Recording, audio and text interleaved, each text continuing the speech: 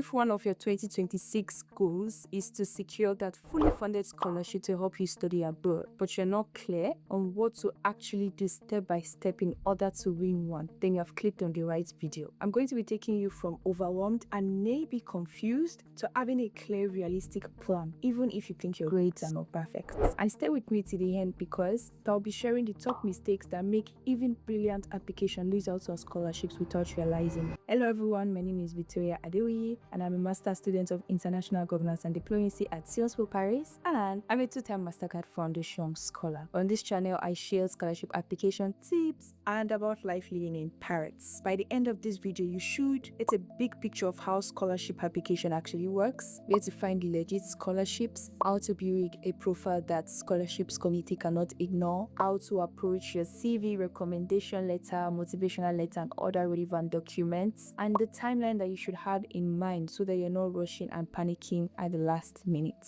If that sounds promising, please share so it can reach more people and subscribe. Now let's get into today's agenda.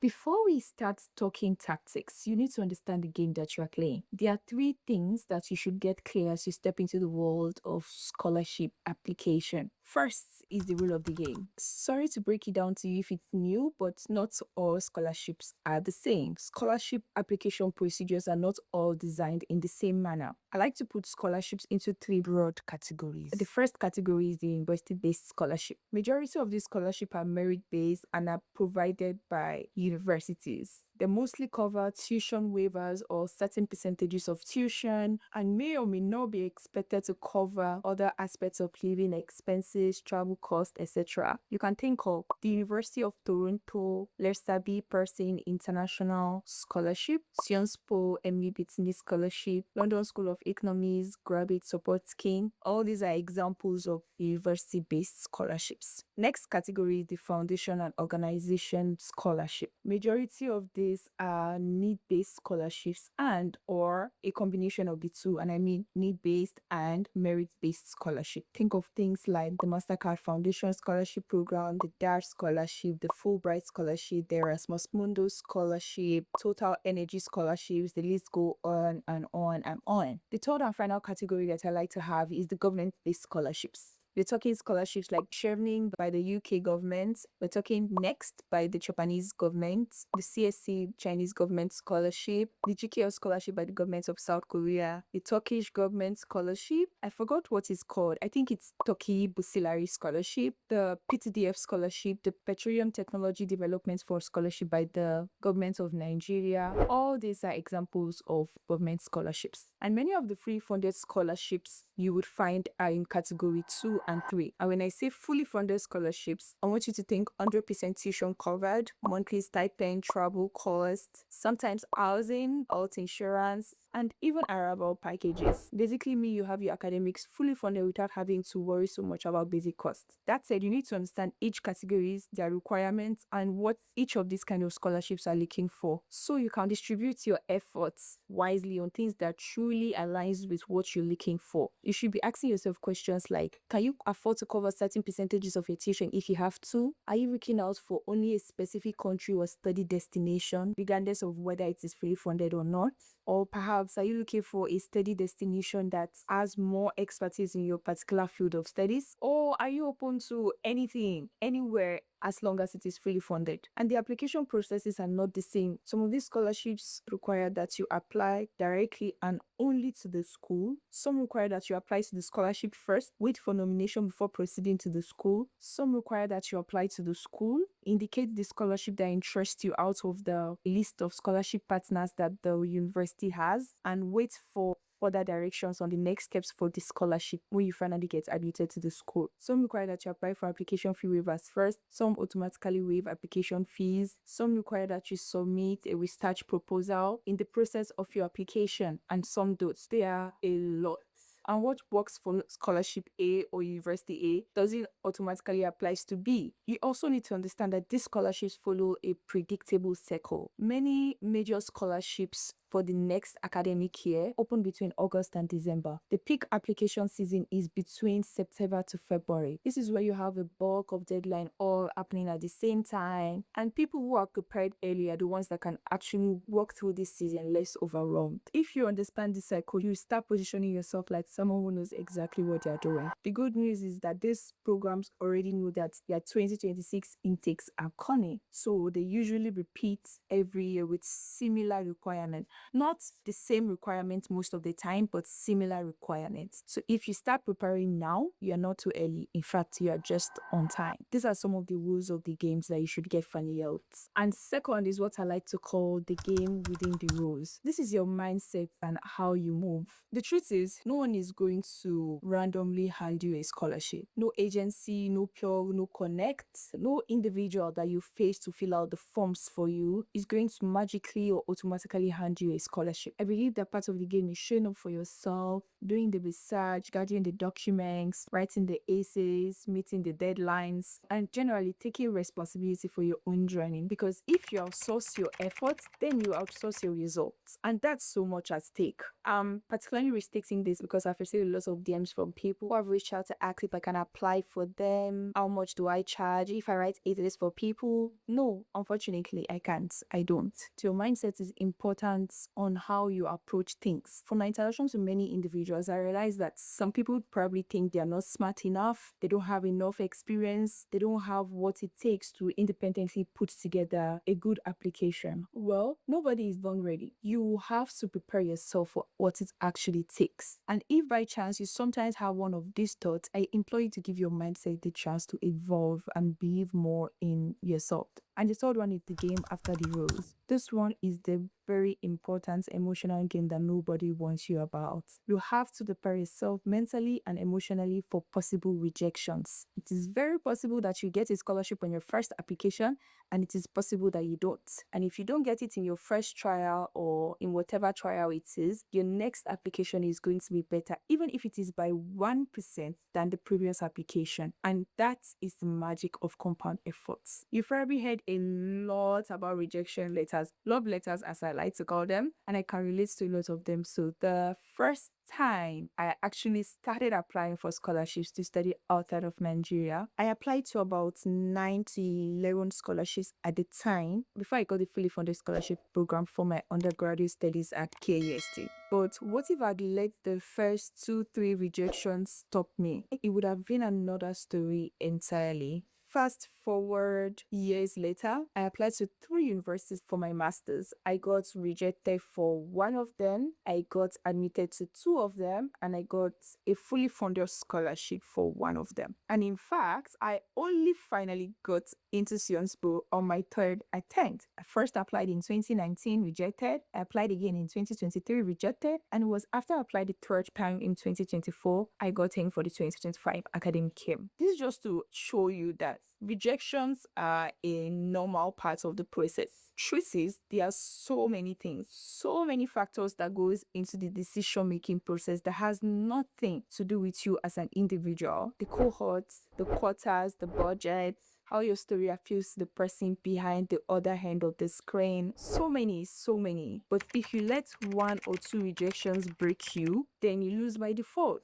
You should rather be focusing on things that you can control, which is the quality of your application, and make sure you improve on them every single time you put in a new application. You have to be ready to stay in motion even when the results are not instant, and it's all part of the game. Now that you've understood the big picture, the next step would be to find scholarships that actually match you. Here are 3 places that I think that you can start. The first is the official website of the scholarship programs. Search things like MasterCard Foundation Scholarship 2026, Erasmus Mundo Scholarship 2026, Chevening Scholarship 2026, and look for links that direct you to the official website. Second is the university pages. Search by names of the universities. If you already have in mind a list of universities that interest you, you go to the university's website, you try to look for either a scholarship or funding page page, look at what they might have available there, and filter out what might interest you or whatever it is that you're eligible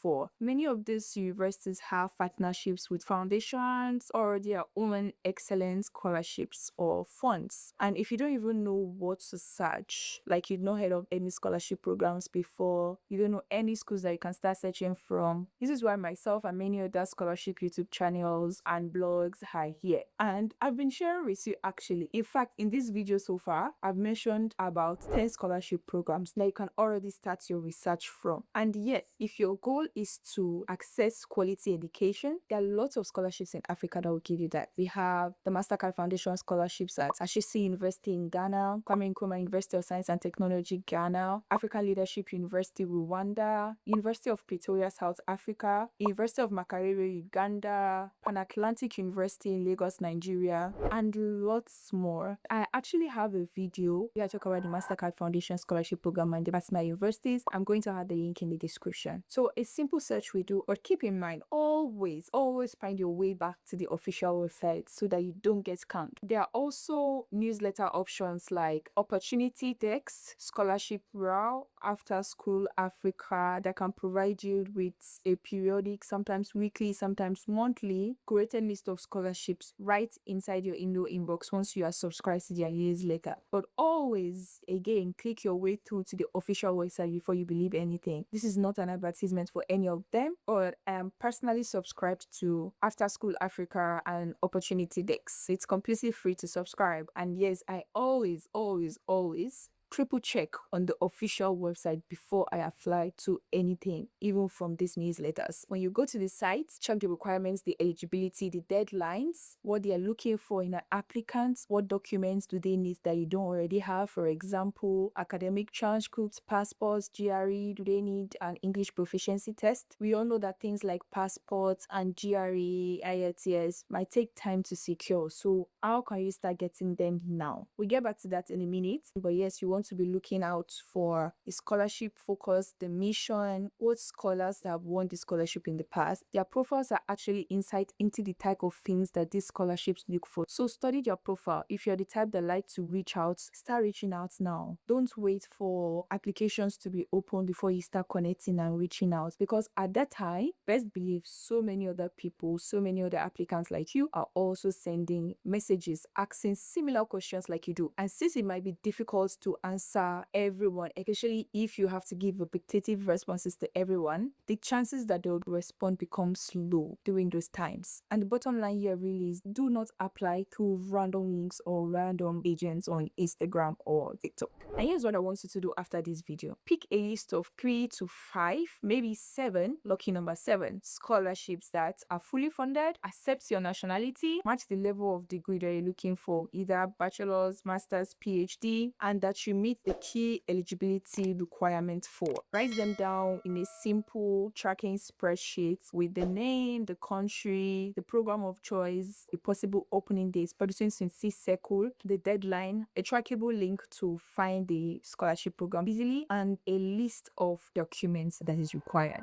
Now let's talk about your profile. This is where many people give up because they think, oh, I'm not a genius, or oh, I don't have a 4.0 GPA. Well, that's not true. Winning a scholarship is not just about being book smart only. It's a combination of resourcefulness, strategy, and experience. And don't get me wrong, when I say resourcefulness, of course, being book smart is part of it, but it's not the only thing. Scholarship committees are mostly looking for well-rounded humans. From my experience, I'll say there are 4 important areas that you should really focus on in order to build a very good profile. The first is your academics. Your grades matter, but they're not everything. Scholarships are not reserved for straight A students only. But at the same time, they want to see that you can handle the program and the academic rigor that comes with it. That's why grades are a very important benchmark. It's a very important reflection of how you've handled academic rigors in the past. Because yes, scholarships are free money and free investments coming to you. But hello, nothing is free in this world. If you're getting it for free, it definitely means that someone else is paying for it. And that someone who is paying for, in this case, the scholarship, is looking for value in return and ensuring that this investment is directed in the right channel. Someone would make a very good use of it. You don't want to get a scholarship and then performing poorly because you cannot catch up academically. So if you're still in your school and your grades are not looking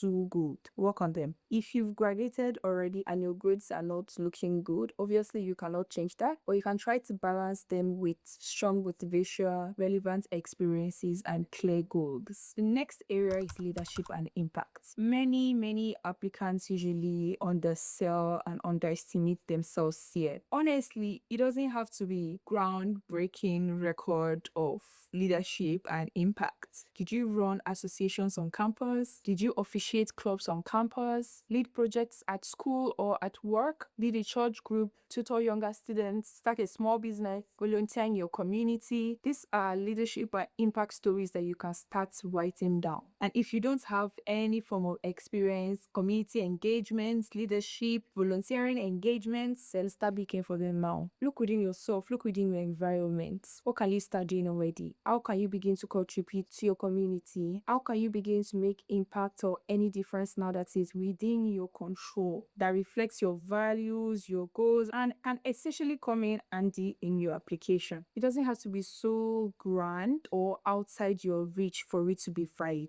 The third area is your alignment with the program's mission. For example, MasterCard Foundation Scholarship Program cares a lot about social impact and giving back to your community. Chevening will ask you more about networking, leadership, and returning back to your home country. Erasmus are largely looking for international exposure and academic fits. So read the program's mission statements and make sure that your goals connect logically. And you may want to start creating connectors with the programs, with their mission and the things that you've already done in the past. When you read their missions, you should be asking yourself questions like, how does my story connect to what they care about? And this is really how you start creating connectors. When your story and the application you are able to put forward to them align so much with their mission, we see that your application starts sounding intentional, and this is really what gets you attention. The fourth area is the quality of your documents. It's one of the critical areas that determine whether you win the scholarship or you read the scholarship. I like to categorize the document into two: the main documents, which include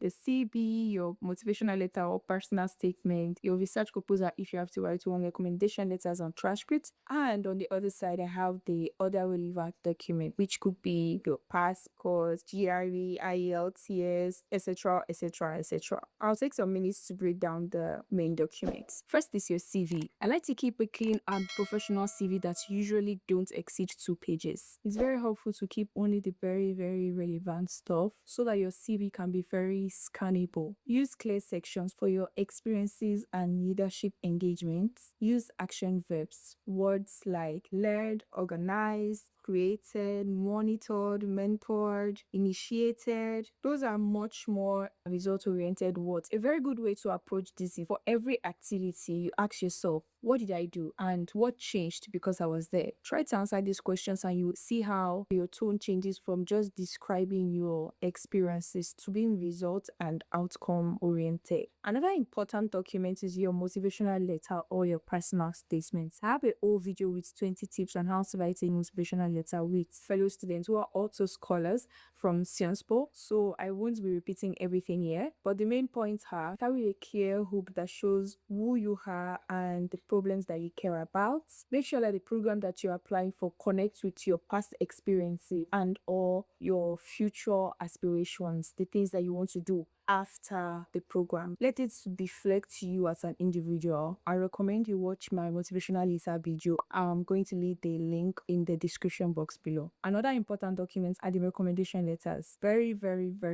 Very important document, but most underrated. Choose people who know you, who know your work, and not just big titles. If you feel like they don't know you as much, or you simply want to make their life easier, it's helpful to send them the CV and a 1.5 page summary of a few points that you want to remind them of or that they could mention. So you are rest assured that your letter is not generic but very much personalized. And yes, ask early. Don't message the professor a week of the deadline and expect a miracle. Professors are very, very busy people. So you want to also give them enough time to prepare for your application the same way you're also preparing ahead of your application. It is also particularly helpful to start building bridges with your lecturers now. If you start now around peak application season, it will be very easy for you to get a recommendation letter. You want to ghost them throughout the year and then appear when you need the recommendation letter. Check up on them, offer to chip in or assist in some of their project or research work, engage with their LinkedIn posts and stuff like that. This way they'll also have something fresh to write about you. We also have the transcripts. Some require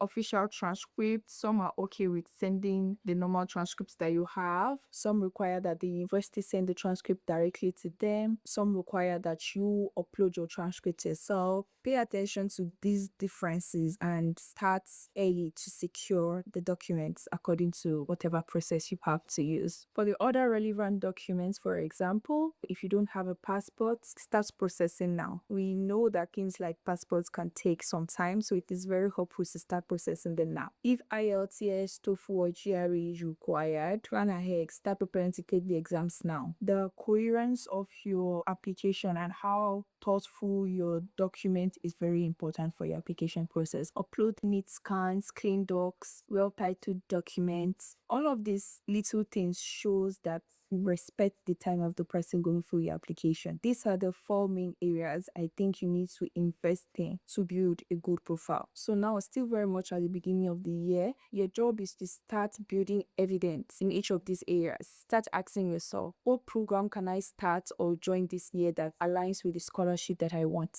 What project have I done in the past that aligns with the scholarship that I want? Who can I ask for a strong recommendation letter? What proof do I have that I finished what I started? You think around these things. Collect receipts. You don't have to be perfect, but you should be clear. If you get this documents right, you're already at the top percentage of applicants, because many people will wait and say last minute and watch through this process right before the deadline. So tell me in the comment section, which of these 4 areas did you feel less prepared in right now? I'm thinking of making a separate video on each of them, so let me know. As promised, here are the biggest mistake applicants make.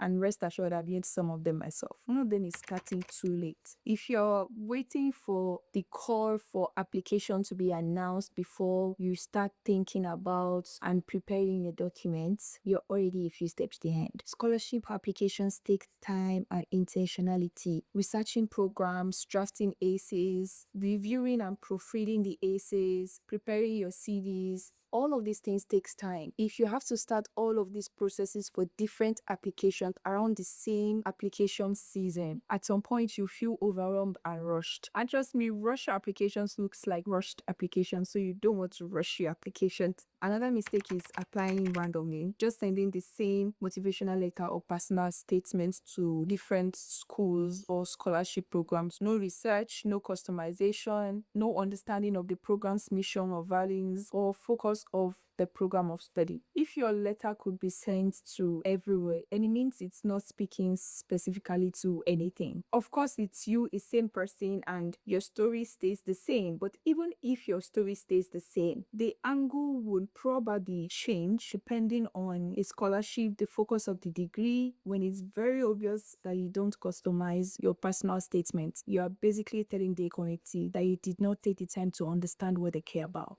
The last and definitely not the least is taking rejections personally. I can't emphasize this enough. You might apply for scholarships and get rejected, but that does not mean you're not good enough. You might have to improve on a few things, yes, and that should be your focus. Use every rejection as data. Ask for feedbacks from places that you can. Reread your documents again with fresh eyes. Adjust, improve, and try again. Many people win scholarships not because they never got rejected, but because they refuse to stop believing in themselves. And if there is anything I want you to keep in mind, I want you to remember this. The difference between people who get get fully funded scholarships and people who don't. It's not just intelligence. It's how early they start, how strategic they were, and how many chances they gave their source. If you're still watching at this point, please tell me in the comments which country or specific scholarship you are targeting for 2026, and maybe I'll make a specific video about it. If you want more step-by-step guides like this for free funded scholarships, please make sure you subscribe and turn on the notification so you always get notified when next I make a new video. Thank you, and I'll see you in the next one.